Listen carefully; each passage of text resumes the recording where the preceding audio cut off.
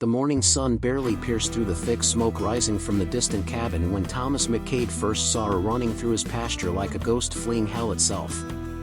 Her bare feet stumbled over the frozen Montana ground, a torn dress hanging from her thin frame, and metal shackles still clamped around both wrists, chains dragging behind her like the remnants of a nightmare she couldn't escape.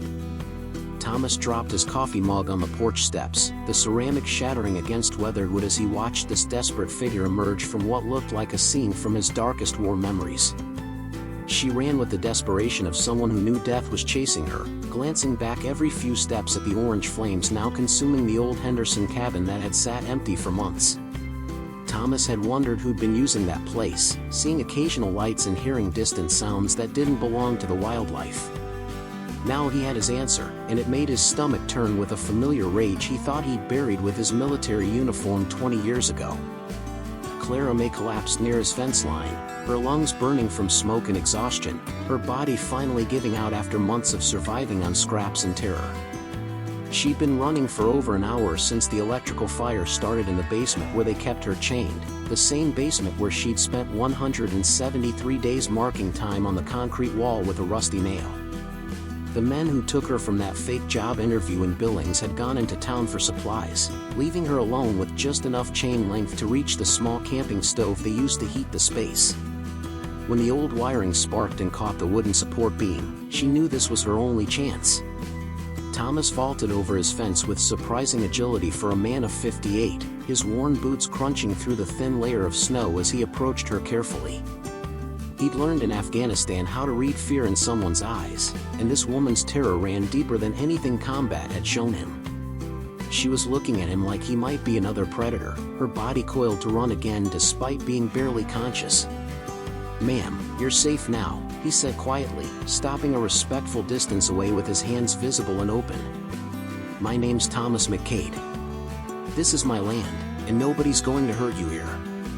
His voice carried the steady calm he'd used with wounded soldiers, the kind of tone that promised protection without demanding trust. Clara May tried to speak but only managed a raspy whisper. Her throat was raw from smoke, and she hadn't spoken to another human being with kindness in her voice for months. The shackles around her wrists had rubbed the skin raw, and dried blood mixed with soot covered her arms. She wanted to believe this weathered man with kind eyes, but believing had gotten her trapped in the first place. The distant wail of sirens began echoing across the valley as someone in Whistle Creek finally noticed the smoke column rising above the tree line. Thomas knew the volunteer fire department would be here soon, and with them would come questions, reports, and complications that might not serve this woman's best interests. He'd seen enough bureaucratic failures in his lifetime to know that sometimes help came with its own dangers. "Can you walk a little further?" Thomas asked gently, extending his hand but not moving closer. "My house is just up that hill. Warm, safe, and private. We can figure out everything else after you've had some food and rest." He could see her weighing his words, her survival instincts warring with exhaustion and desperate hope. Clara May looked back once more at the burning cabin, watching her prison turn to ash and smoke. Whatever those men had planned for her was finished now, but she knew they'd come looking once they discovered what happened. She had to trust someone, and this stranger's eyes held none of the cruelty she'd learned to recognize. Slowly, painfully, she reached out and took Thomas McCade's outstretched hand, not knowing that this single moment of faith would change both their lives forever. Thomas guided Clara May slowly up the gravel path to his ranch house, a modest two-story building with weathered cedar siding that had withstood 40 Montana winters. The wraparound porch still held his wife Sarah's wind chimes, their gentle melody a stark contrast to the chaos this woman had just escaped. He noticed how she flinched at every sound, how her eyes darted to every shadow, and how she instinctively pulled away when his hand accidentally brushed hers while helping her up the front steps. Inside, the house felt like stepping back into 1995, preserved exactly as Sarah had left it before cancer took her 11 years ago. Family photos lined the mantel above a stone fireplace, and handmade quilts draped over furniture that had been chosen for comfort rather than style. Clara May stood uncertainly in the entryway, still dripping melted snow and ash, her bare feet leaving small puddles on the hardwood floor. "Bathroom's right through there," Thomas said, pointing down a short hallway. clean towels in the cabinet, and there's probably some clothes that might fit in the bedroom upstairs. They belong to my wife, but she'd want them used for something good." His voice caught slightly on the word wife, a grief that time had softened but never erased. Clara May nodded wordlessly, then stopped at the bathroom door. "The chains," she whispered, holding up her shackled wrists. The metal had cut deep enough to leave permanent scars, and the weight of them made her arms ache constantly. She tried everything during her captivity to get them off, but the locks were solid and the metal thick. Thomas disappeared into his workshop and returned with a pair of heavy-duty bolt cutters, the kind used for ranch fence repairs. "Hold still," he said gently, positioning the cutters carefully. "This might feel strange after wearing them so long." The metal gave way with 2 sharp snaps, and Clara May immediately began rubbing her wrists, feeling blood flow return to areas that had been compressed for months. She stared at the fallen shackles on the floor, these symbols of her captivity now just twisted pieces of metal. For the first time since her nightmare began, tears came freely, silent sobs that shook her entire body. Thomas respectfully turned away, understanding that some moments required privacy even in the presence of help. 20 minutes later, Clara May emerged wearing Sarah's old jeans and a warm flannel shirt, both slightly too large but infinitely more comfortable than the torn dress she'd fled in. Her dark hair, now clean, fell past her shoulders, and without the grime and terror masking her features, Thomas could see she was probably in her early 30s, with intelligent brown eyes that had seen too much. "Feel more human?" Thomas asked, ladling chicken soup into a bowl he'd warmed on the stove. This was Sarah's recipe. She always said it could cure anything from heartbreak to pneumonia. He set the bowl on his kitchen table along with fresh bread, then sat across from her but not too close. Clara May ate slowly at first, then with increasing hunger as her body remembered what real food tasted like. Between spoonfuls, she began to speak in short, careful sentences. "My name is Clara May Davidson. I'm from Billings originally. I answered an ad for a caregiver position 6 months ago. When I got to the address, there were 3 men waiting instead of an elderly woman needing help." Thomas listened without interrupting, his weathered hands wrapped around a coffee mug that had gone cold an hour ago. He'd heard similar stories during his army days, tales of people disappearing into nightmares they never saw coming. "Did anyone know where you were going?" he asked quietly. "I'd been staying in a motel, paying week to week. No close family left, and I just ended a bad relationship." Clara May's voice grew smaller. "I think that's why they chose me. Nobody would look very hard." The admission hung heavy in the warm kitchen air, a reminder of how easily someone could vanish from the world. Outside, the afternoon light was fading behind the Rockies, painting the sky in shades of orange that reminded Thomas uncomfortably of the morning's fire. In the distance, red and blue lights still flickered around the burned cabin as investigators tried to piece together what had happened. He knew they'd eventually come asking questions, and he wondered what story would best protect Clara May from having to relive her ordeal in courtrooms and police stations. What Thomas didn't know was that 15 miles away in Whistle Creek, a man calling himself Jake Morrison had just checked into the Pineview Motel, claiming to be a traveling lumber assessor. He'd spent the afternoon asking casual questions around town about the fire, particularly interested in whether anyone had seen people fleeing the scene. Jake Morrison wasn't his real name, and lumber wasn't his profession, but finding missing property was definitely his specialty.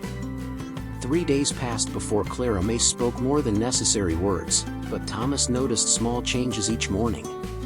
She'd started helping with simple chores, feeding the chickens and collecting eggs with careful, deliberate movements. Her hands still trembled when unexpected sounds broke the quiet, and she kept her distance whenever he moved too quickly, but she was beginning to occupy space in his home like someone who might stay rather than someone preparing to flee. On Thursday morning, Thomas found her standing at the kitchen window, watching the sunrise paint the mountains gold and pink. She was wearing one of Sarah's sweaters, a deep blue cardigan that his wife had knitted during her last winter, and somehow seeing it worn again felt like a small gift rather than a painful reminder. "Beautiful country," Clara May said without turning around. "I grew up in the city. Never saw skies this big before." Her voice carried a wistfulness that suggested she was remembering what it felt like to appreciate beauty instead of just surviving from one moment to the next. Sarah used to say Montana skies were God's way of reminding people how small their problems really were, Thomas replied, joining her at the window but maintaining the respectful distance they'd established. Though I suppose that doesn't apply to problems like yours. Clara May turned to face him, studying his weathered features in the morning light. You don't talk about your wife much, but you loved her deeply. I can see it in how you move through this house, like you're still making room for her. Her observation was gentle but direct, the first personal thing she'd said about him. Thomas felt something shift in his chest, a loosening of defenses he'd maintained for 11 years. Sarah was diagnosed 2 years after we built this place. We had plans for horses, maybe some kids, growing old together on this land. Instead, I spent our last months watching cancer steal pieces of her every day until there wasn't enough left to fight anymore. They stood in comfortable silence, two people who understood how life could change direction without warning. Outside, Thomas's border collie Rex began barking near the main gate, an unusual occurrence since few visitors ever found their way up the winding dirt road that led to his property. Through the window, they watched a dark pickup truck approach slowly, its driver taking time to examine the house and surrounding buildings. Thomas felt his military instincts activate, noting how the vehicle stopped just outside easy rifle range and how the driver sat studying the layout before proceeding. Stay inside, Thomas said quietly, his tone carrying an authority Clara May hadn't heard before. And keep away from the windows. He moved to his gun cabinet, removing a well-maintained hunting rifle that looked like it had seen more than deer hunting in its lifetime. The pickup stopped in the yard, and a man in his 40s climbed out, wearing new jeans and a flannel shirt that screamed trying to look local. He had the build of someone who stayed in shape professionally rather than through honest work, and his eyes moved constantly, cataloging details and exits like someone accustomed to dangerous situations. Morning, the stranger called out as Thomas stepped onto the porch, rifle held casually but visibly. Name's Jake Morrison. I'm with Mountain West Lumber Assessment. Heard there was some fire damage in this area, wondering if you've seen any impact on your timber stands. Thomas studied the man's face, noting the slight tension around his eyes and the way his hands stayed loose and ready. Fire was 3 miles east of here. My trees are fine, and I'm not interested in selling. His tone was polite but final, the voice of someone who'd learned to recognize threats. Jake Morrison smiled, but it didn't reach his eyes. Actually, I'm more interested in whether you saw anyone fleeing the fire. Sometimes people abandon property when these things spread, and we like to check on folks who might have gotten displaced. His casual tone couldn't hide the predatory interest beneath. Haven't seen anyone, Thomas replied steadily. Fire department handled everything. You might check with Sheriff Morrison in Whistle Creek if you're looking for people. He deliberately used the same last name, watching for a reaction. The slight tightening around Jake's eyes confirmed what Thomas already suspected. This man wasn't with any lumber company, and his interest in fire refugees was personal. Behind the window curtain, Clara May pressed herself against the wall, her heart pounding as she recognized something familiar in the stranger's voice, though she couldn't place exactly what. Appreciate your time, Jake said, climbing back into his truck. If anyone does turn up looking for help, I'm staying at the Pineview Motel in town. Sometimes people need assistance getting back to where they belong.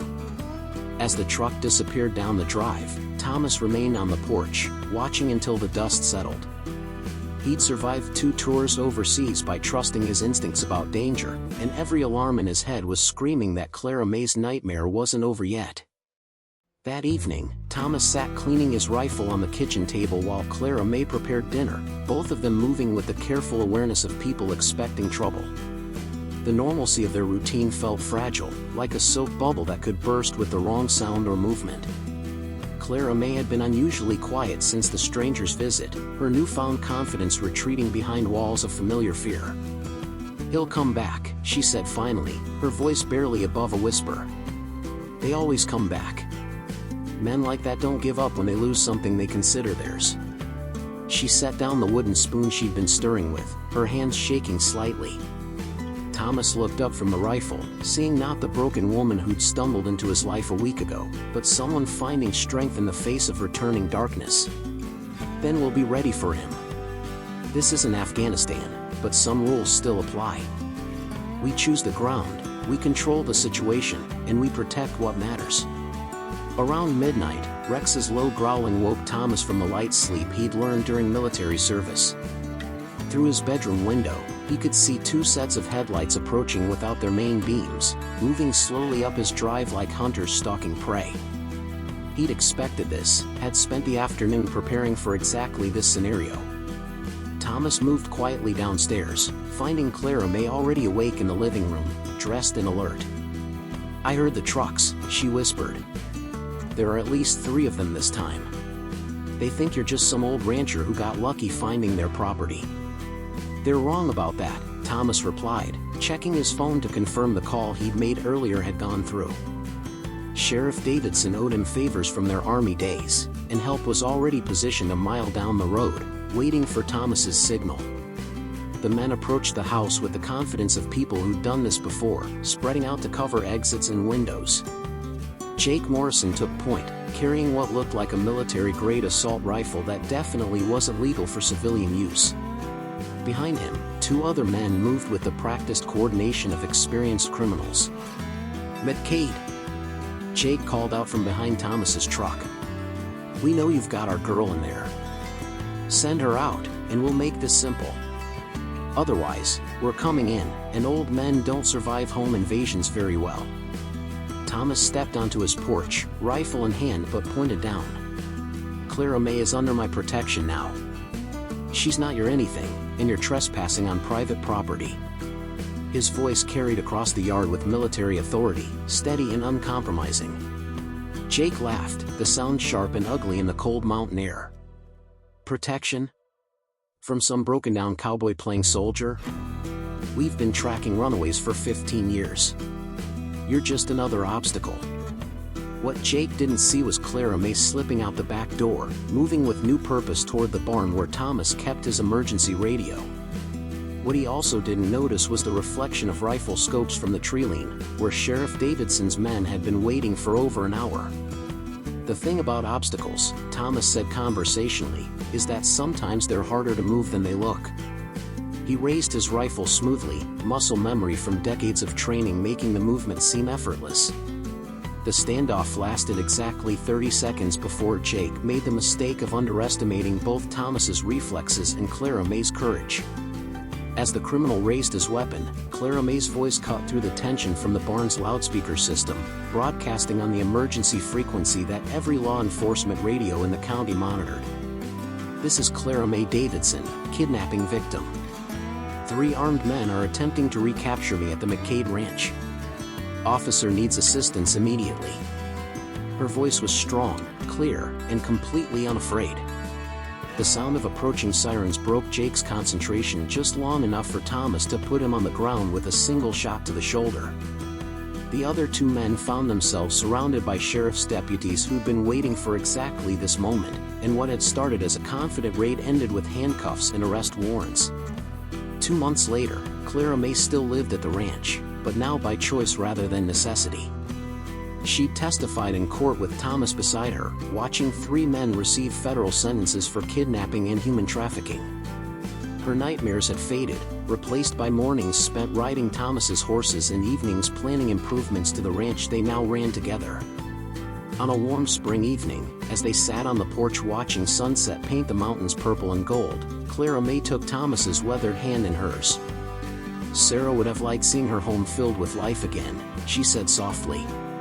Thomas squeezed her hand gently, feeling peace settle over his heart for the first time in 11 years. She always said the best way to honor the past was to build something beautiful for the future. Sometimes rescue comes from the most unexpected places, and sometimes the people we save end up saving us in return. Hey everyone, if this story moved you, please hit that subscribe button and let me know in the comments what part resonated most with you. Have you ever experienced a moment when a stranger's kindness changed everything? Share your story below, and don't forget to ring that notification bell for more inspiring tales of courage, hope, and second chances. Until next time, remember that even in our darkest moments, rescue might be just around the corner.